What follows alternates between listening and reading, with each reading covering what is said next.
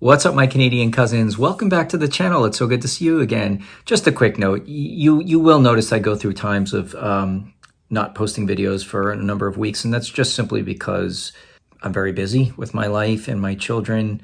Springtime, both my daughters play travel soccer. I'm coach one of their team. It really kind of dominates.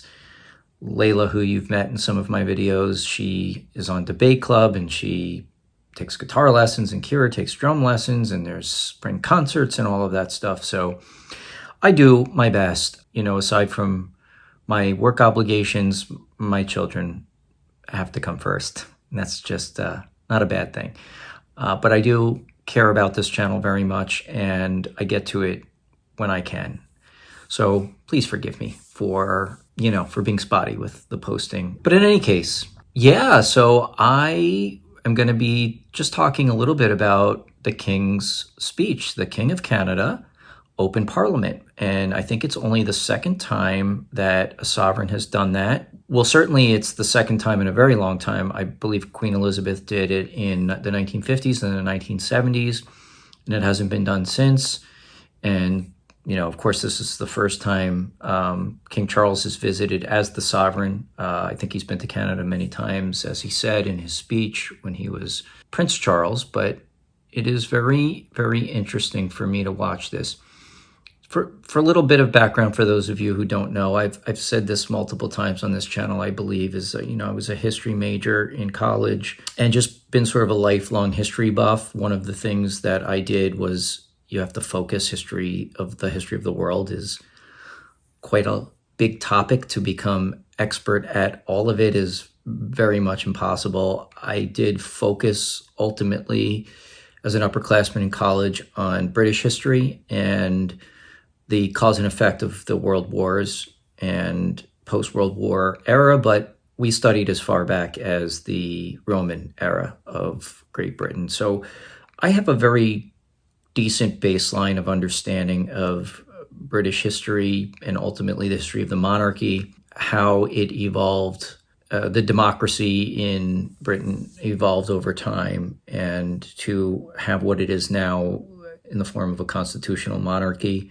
I have a fair understanding as it relates to the United Kingdom of the powers and limitations of the monarchy. And I have seen multiple times over the years, at least bits and pieces of the Queen opening Parliament.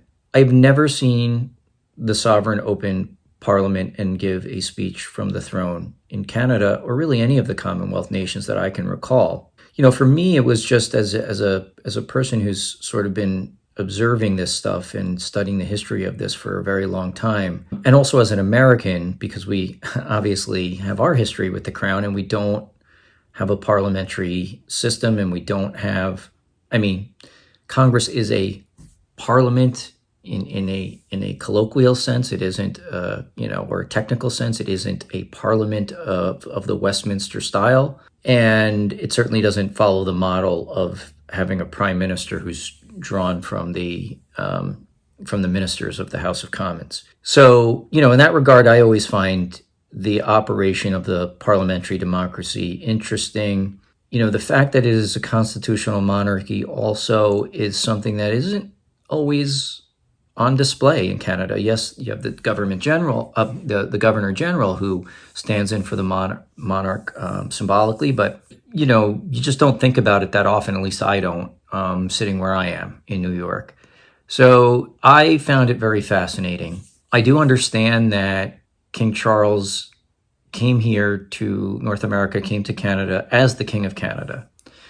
And in opening Parliament, that speech, because of the constitutional restrictions on the monarch, and they have to be apolitical and not drive government policy, that speech was written by the Canadian government and very much was laying out the government's priorities for this upcoming parliamentary session, and a lot of domestic issues that he covered, such as housing, such as interprovincial trade and lifting interprovincial trade barriers. I think they said the goal was to do that by Canada Day. Got a lot of work to do quickly, I think, on that, right? To get that done by early July, and discussed, issues relating to Canada's freedom, sovereignty, trade relations, security relations, and a lot of that. There were veiled references to Canada's, evolving and changing partnerships.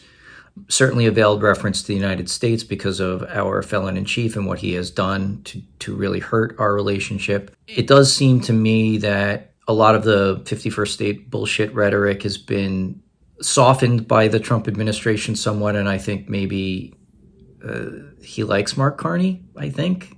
He's just such a weird guy to figure out what motivates him, and he definitely did not like Justin Trudeau. So, and Mark Carney handled him quite well during the Oval Office meeting. And to me, it was just, stark contrast, whether you voted for the Liberals or not, whether you're disappointed, I know a lot of you are, with the outcome of the election. Nevertheless, I mean, the contrast between statesmen such as Mark Carney or Keir Starmer, or, you name it, who you've seen interact with Donald Trump from the Western world, there's just always a stark difference. It's just indescribable, and it's saddening and maddening for me as an American to watch. But you all have to deal with us in some way. But part of what the King was laying out for the government's priorities, it was to reevaluate its partnerships in terms of trade, security, and the like. Obviously with the United States, and he did specifically refer to us at least once, and with the rest of the world. And that's obviously a good thing for Canada, really. I want, as an American, the best relationship that we could possibly have with Canada, and it will take a long time for us to repair that relationship. I don't think the trade relationship will ever be the same, but it is never going to go away either. It's just a fact of proximity and culture and a whole bunch of other things. But, I think it is good for Canada to diversify more in terms of trade and global partnerships around the world, and that's a good thing. I don't think Mark Carney has made it a secret that one of the goals of inviting the sovereign to open Parliament this year was to underscore that Canada has strong relationships with other nations in the world, and particularly the Commonwealth. You share the same sovereign. I know it's complicated, but I think that did make a statement, and I found it very fascinating. What I also find fascinating about it is, and I wonder what your thoughts are, because of the constitutional monarchies that you have, and Canada is a fully independent nation, Great Britain is a fully independent, the United Kingdom is a fully independent nation. So when King Charles is sitting as the King of the United Kingdom and is opening Parliament at Westminster, he is speaking the words and government policies of Keir Starmer's government right now in the UK. And those policies may differ somewhat. Certainly they do, because they care about domestic issues that are specific to the United Kingdom. I think Keir Starmer has taken a very interesting and cautious approach with Donald Trump. And there certainly wasn't the same kind of harsh rhetoric, because Trump also didn't do and say the same things that he did about Canada. And Canada's position sitting right next to us makes Canada somewhat more unique. Whereas the Prime Minister, Mr. Carney, certainly during the campaign, there was a lot of talk about it. There was the Elbows Up movement, which, I was 100% supporter of for you guys, even have my Elbows Up t-shirt. When you look at that and then you hear the same sovereign, the same human being speaking in the voice of the Canadian government, it's different, and its priorities are different. And I just wonder, I'm not criticizing it at all. I just find it fascinating, because the way the constitutional monarchy works, but that the Commonwealth of Nations is just so broad and covers so many different countries that share this sovereign. It is just a fascinating fact of the way the British Empire broke up gradually and, gave freedom, or I should say sovereignty, to its various prior members of the empire. as a result, you've got this person, this king, in an interesting position vis-a-vis all these different countries. I think it's great that he can come to Canada and be the king of Canada while he's on Canadian soil and, only speak as the king of Canada. He did try French. I understand that's basically a necessity, and I'm wondering how he did. To my ear, I think he did okay. I don't speak French. I know plenty of words and phrases. I love and enjoy the language. I certainly do understand that French Canadian is somewhat different than, general French that they speak in France these days. But yeah, how did he do? To the French, the Francophones out there, how did he do in speaking French? I would like your opinion. I'd also like your opinion and thoughts about the monarchy in general, how it fits into modern day life of Canadians. I've watched some things about this over time, and I've kind of seen a lot of opinions from Canadians about it. I think a lot of people are just completely indifferent to it. There are a lot of people who don't see that it has much value, but don't see an imperative to get rid of it. There are a lot of people who feel strongly, I think, that it's a good thing, and it's historic, and it's part of your culture, and it's part of your government, and there's a uniting factor that the monarch brings to a country that has a lot of diversity and people with diverse viewpoints, both politically and in really all facets of life. Given all that, I'd love to hear from you in the comments about what you think about the monarchy in general. Should it remain? Should Canada get rid of it? I think that would take a constitutional amendment, which would probably be very difficult.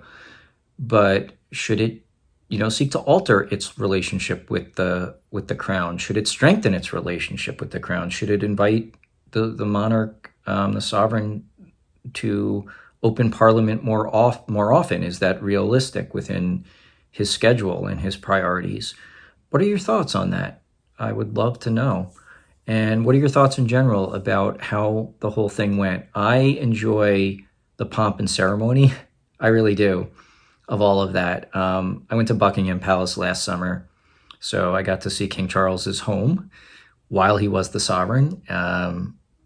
And he was not there the day that we toured it, but we saw, based on the royal standard flying at the top of at the palace on another day that he was there, and saw the changing of the guard.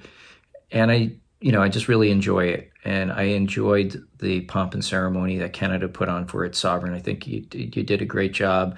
Speaker of the House seemed kind of nervous at first, and I heard somebody whispering that he was to take his tri-cornered hat on that he had on and do a bow, because it is so rare that it happens. I assume that a refresher course on the rules of these ceremonial goings on needs a little bit refreshing over time. I saw him, the king and queen, go to the cenotaph and lay what I think the king laid down was a wreath, and the queen, do you call her queen consort at this point? I think you do.